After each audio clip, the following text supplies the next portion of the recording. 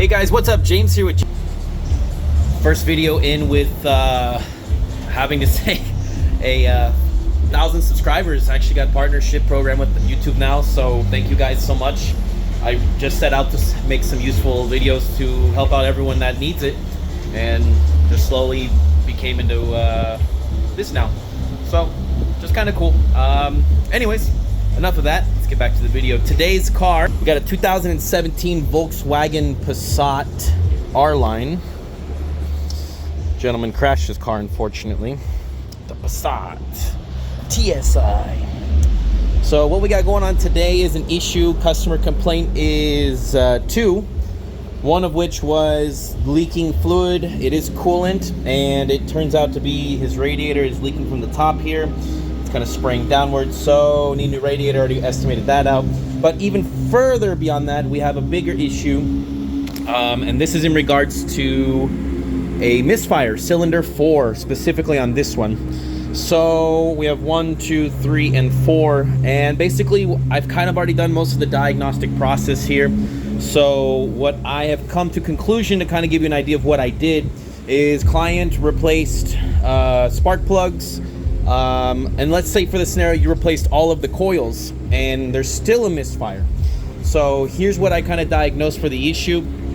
It's coming down to, specifically with this situation, a connection issue between the computer of the vehicle, from the computer all the way from the wiring to the actual ignition coil itself. And let me show you how I diagnosed that. Okay, for the sake of the diagnostic, you will need a multimeter tool that can read 12 volts at least. And you're also going to need a ohms checker, resistance checker, to make sure that you're getting resistance, which means there's a continuity, there's a connection between from point A to point B. So first thing I wanted to do was make sure I was getting power. So the car was running, it was firing on cylinders 1, 2, and 3, pulled out the spark plugs, verified by the color of the spark plug that it was in fact firing, and number 4 was soaked with fuel. So I know that fueling wasn't an issue.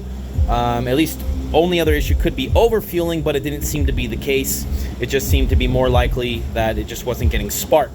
So I swapped coils, and the misfire still stayed on cylinder number 4, and swapped spark plugs and still on cylinder number 4. So nothing had changed, so nothing spark plug or coil related in this sense, and he just replaced the spark plugs. And I'm sure the coils are fine. There's no way that you would swap one another, it would still have a misfire if it was the coil. So that's an easy test to do. So aside from that, what we're gonna do now is, first of all, I have disconnected all of the clips off of this. I've opened up this harness as well, just so I have a little bit more easy flowing, and I made sure all of this is tightened down. Now, when I did take this off, this ground was half broken, so I did replace it because I thought, you know, why not? Potentially could be an issue, so I want to make sure all your grounds are good.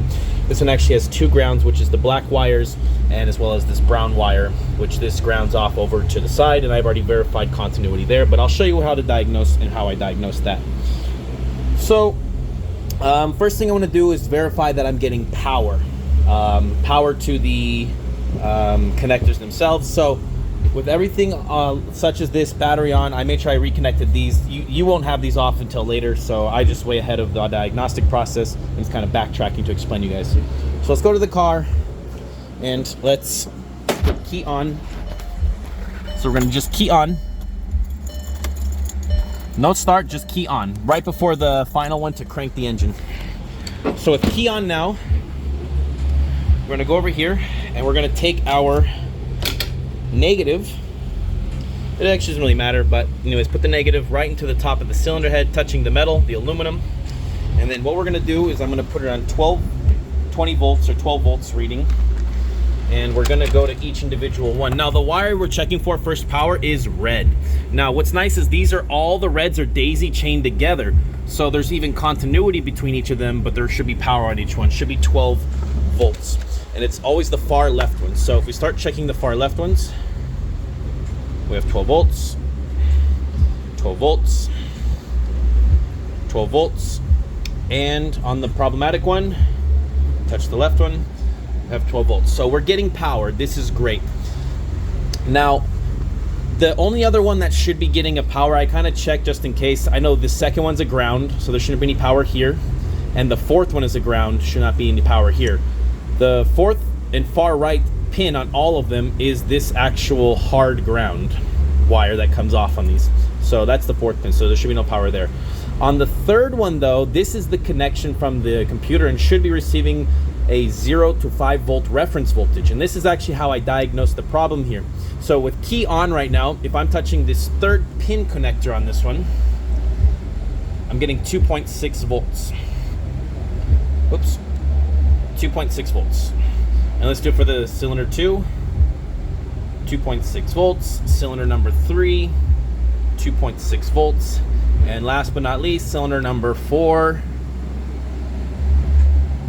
no 2.6 volts. Now this means there's no connection or some type of issue of connection between the point here all the way through the wiring harness that leads over to the PCM. So let me show you that, and I'll show you how I kind of trace this down as well. So that's the problem. As you can see, the 3 have volt references and the 1 unfortunately does not in our cylinder number 4. So there's an issue between the connection of cylinder number 4 into the PCM. So could be a couple things. First of all, I needed to verify that there's a connection between the two, and how I'm going to do that is with an ohms resistance test, which means I'm going to check the continuity or continuity test from number 4 all the way to the computer. But now I need to figure out which one it is, and there's a couple ways of doing it. If you don't have a program, what you can do is do a visual test of the color of the wire. Now this wire color on this one is a purple with yellow stripe. You guys see? Purple and yellow stripe. So what you'll do is, you know that this, at least doing some simple research, you're going to come over and understand that it connects to the computer at some point, and you'll be able to take off this cap piece and even take this off. Make sure you take off the battery if you don't know what you're doing before you disconnect any of these computers, okay? Before you do any of this. So you'll take off the battery. So anyways, I traced it down, and after taking off the back top one, the very middle one here is what? Purple with the yellow stripe. Also known as, I believe it's pin 62 on this 105 connector right here. So testing the continuity between this and over here is what I needed to check. So the options at this point is either 1, the computer is burned out internally on that specific signal, or 2, the wire is broken from the computer over to number 4 here. And seeing as this car may or may not have ran into an issue at some point, there's possibility that something got smushed in here and it pressed on the harness, and just by chance that wire got cut, bent, crimped, who knows, but I'm going to start to check on that. So let's go ahead and check here, and what we can do is, if you take here, I'm going to go ahead and go turn off the car now because you don't want to do this while power's on. So we're going to go in here and turn off the car. And now I have these little pin, these are for, you know, disassembling connectors, but I have one in here that's a really thin one, and I'm just going to back probe this yellow and purple and yellow one here, number 62. So I'm just going to go ahead and I'm going to pin through the back here, and now I should be connected with that connector. Now we need to check continuity, and how we're going to do that, we're going to switch to our continuity settings. For mine is this one. I like to have the sound so that when I touch it, it actually will beep and it's an audible sound. Example. So that means these wires are connecting voltage to that. So I'm going to go ahead and with one hand here somehow touch the number 3 pin here with this, and touch the connector here where I have it back probed into the hole. Now if I get this to stay on there, I may have to tar with one hand. I have this. Give me this. Gimme, gimme, gimme. This will help me hold it on there. Alligator clips. To the rescue.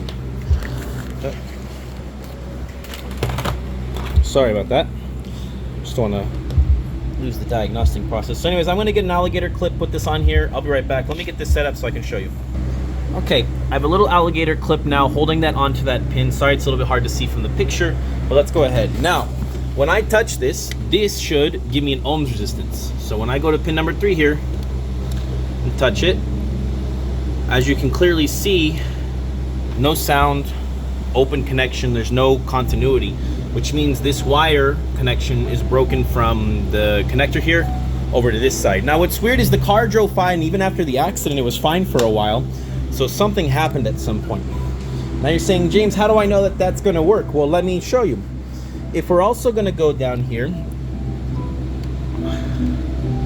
let's go ahead and see there's a blue wire here. I believe it's number 57.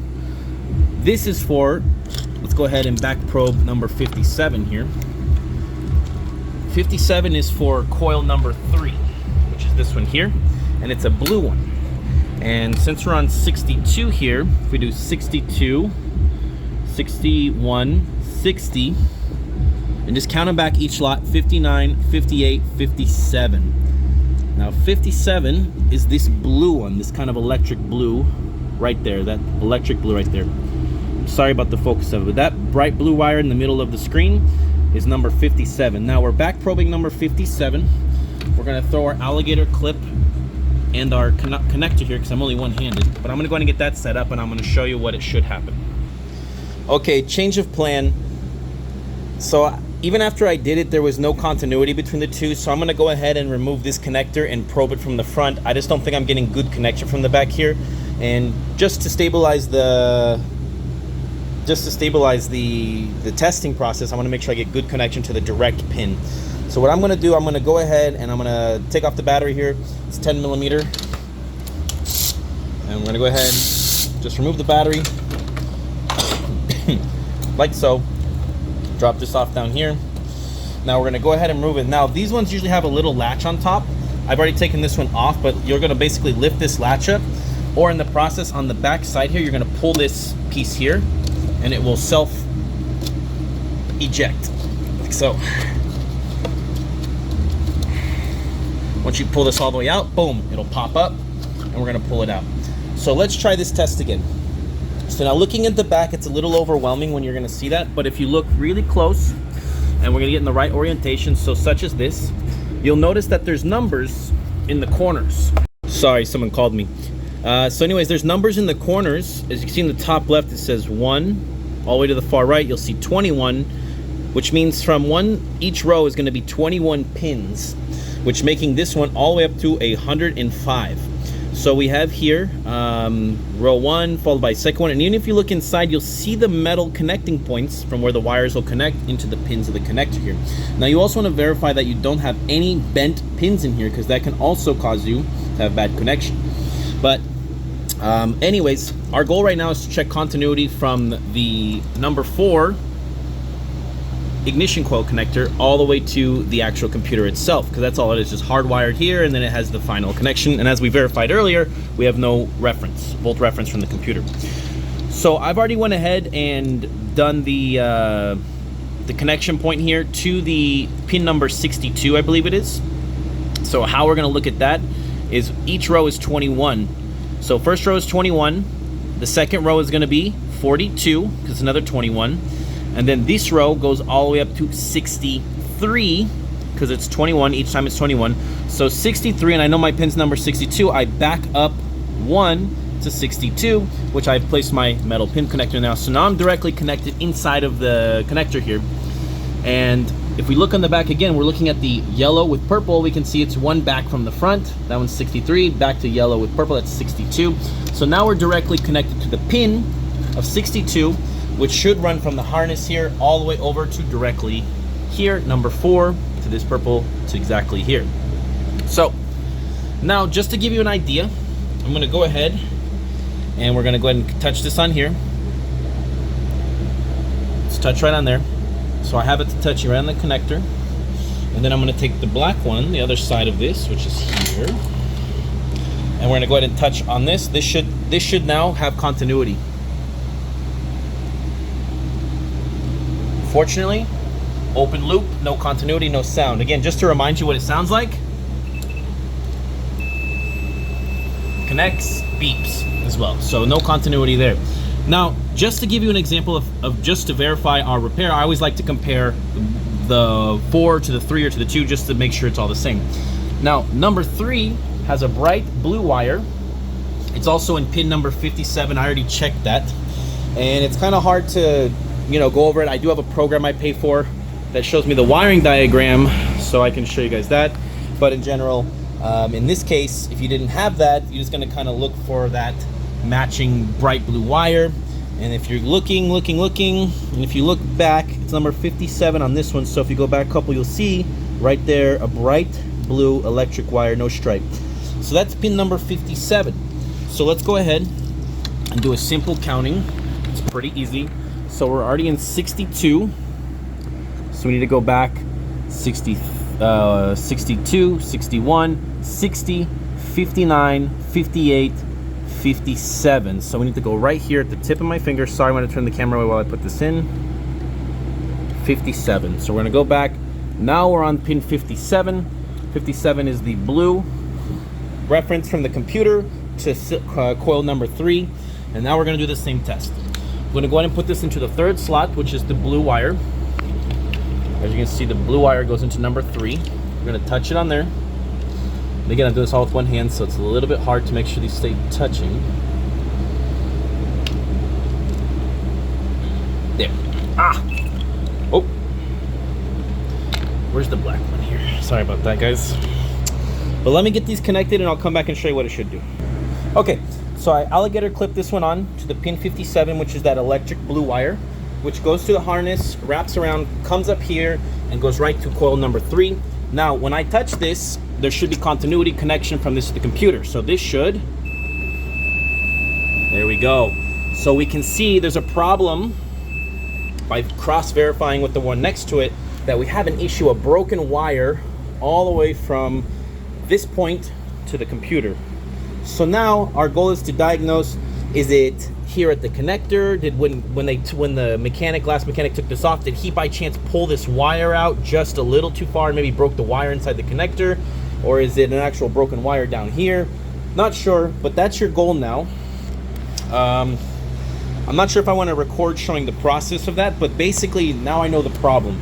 So my problem for the misfire is there's a bad connection from number 4, purple wire, from here to the computer. So now my goal as a mechanic is I'm going to go ahead and I'm going to pull out the air box here, and I'm going to start to look for a broken wire, smashed wire, or a bad connection point, and figure out where the broken point is in the harness.